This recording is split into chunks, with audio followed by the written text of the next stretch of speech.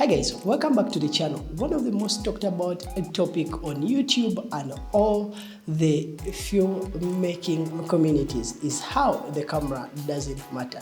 That is true to a certain extent, and it applies to people who are starting out and the people who want to get into the video and photography business, but they don't have so much money to spend. So it's really important that you don't focus on the camera, but that also is wrong to a certain extent. For people who are professionals and people who have mastered the basics, the camera really matters, and that is because of the number of reasons that I'm going to give you in this video that will make you understand when and how the camera really does matter as you're making videos, as you're taking pictures, and as you're getting into the filmmaking industry and career. First and foremost is the image quality.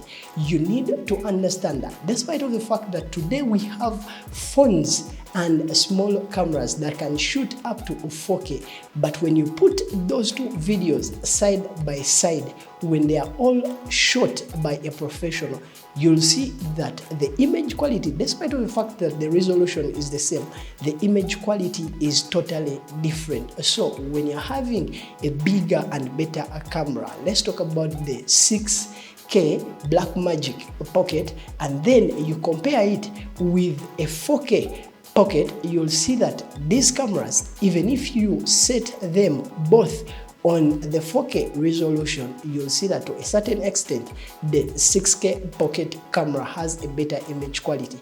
But then also, when you look at the Blackmagic 6K Pocket camera and the smaller cameras, let's talk about the iPhone Pros, you'll see that their image quality is not as good as that of the 6K Pocket camera. So this proves one point, and that is the fact that the camera really does matter. The second point is the size of the camera. Now, so many people will tell you how the size is not so important when you're shooting videos, when you're making a film, or when you're going to take pictures. But well, that only applies to professionals. But when you put yourself in the shoes of the client, you realize that the camera size really does matter. To certain clients, they believe once the camera is big, that is the camera that will get the job done. For me, who shoots events a lot, there has been scenarios when I'm carrying a small camera, people don't want to be in front of the camera. People don't want to pose in front of the camera. But when someone shows up with a big camera, people are excited to be in front of the camera. People are excited to do whatever the person behind that big camera tells them. So that proves that, well, when you have a camera that is big in size and a camera that looks high-end to the clients, that really matters. Having talked about the size, there is also the image of the clients, or the confidence the clients will have in you. When you have a big camera, the client will have that confidence even before they look at the work, because to them, when they see a big gadget, or to them when they see a good and well caged camera, they believe that is the camera that is going to give them amazing videos. That is the camera that is going to give them amazing photos. So if you're a person who is in the industry and a person who has mastered the basics, you need to understand that, well, the camera does matter to a certain extent.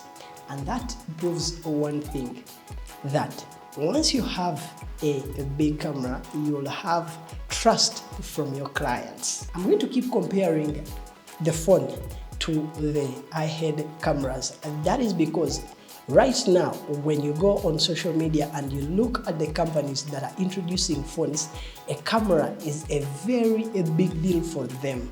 And right now, they are promising their clients, all customers, how these mobile phones are giving you amazing image quality, how they are having cameras that are competing with the high-end cameras. So the part that where you will understand that the camera really does matter is the low light performances. When you look at the cameras that are beginner level or that are entry level, you'll see that they are not so good when it comes to low light performances, and also when you see that their dynamic range is not that as good as the high-end cameras. This proves one point, that the camera really does matter. So as you get into this industry, or as you upgrade and get better with your skills, it is important that you save some money to buy a bigger and better camera, because that camera will help you to be able or to be in position to shoot better videos and better images when you are in scenarios where you don't have a lot of light. And once you have a good camera, low light will not be as much as a problem as it will be when you have a small camera.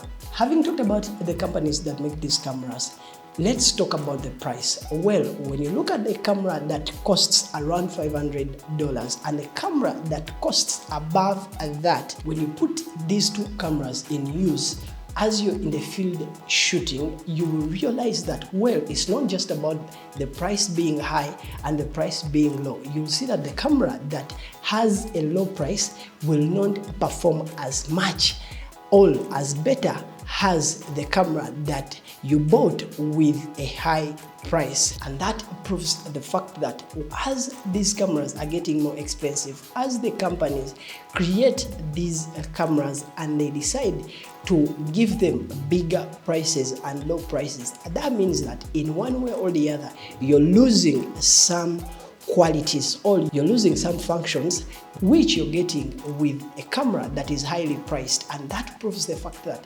these big cameras have so many functions and benefits that you will use to get better videos, to get better photos, compared to cameras that have a low price, because those are given lesser functions compared to cameras that are high-end and the cameras that are sold to you highly in the price segment or price-wise. For people who shoot interviews and for people who shoot documentaries, you'll side with me on this point, and that is overheating. Small cameras, all those are the DSLR cameras, most of them have a challenge overheating, and that challenge only is in cameras that are entry level and cameras that are small. But when you get to cameras, as you get up, you'll see that this is one of the challenges that is tackled by companies that are making these cameras.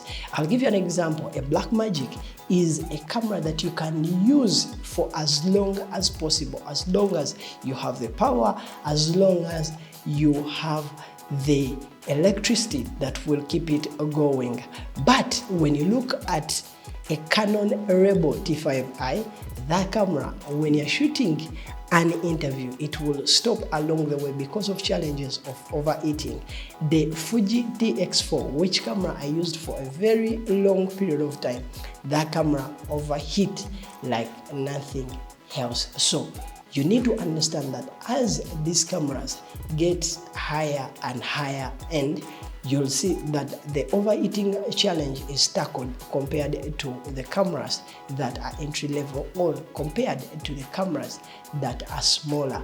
And that proves the fact that the camera really does matter, because if you're shooting an interview or if you're shooting videos, you don't want to be in a scenario where you need to stop someone who is giving you information, to stop because your camera can no longer record or your camera can no longer help in capturing these amazing moments. So it's better you save some money and you buy a camera that will save you the challenge of overheating. In the industry of video making, when you're starting out, it's all about a passion. But as you get better and better and you're posting this work on social media and you're sharing this work with your friends, time comes when people start giving you these calls, when they want to pay you for your services. And when you get to that level, it stops being just a passion and it becomes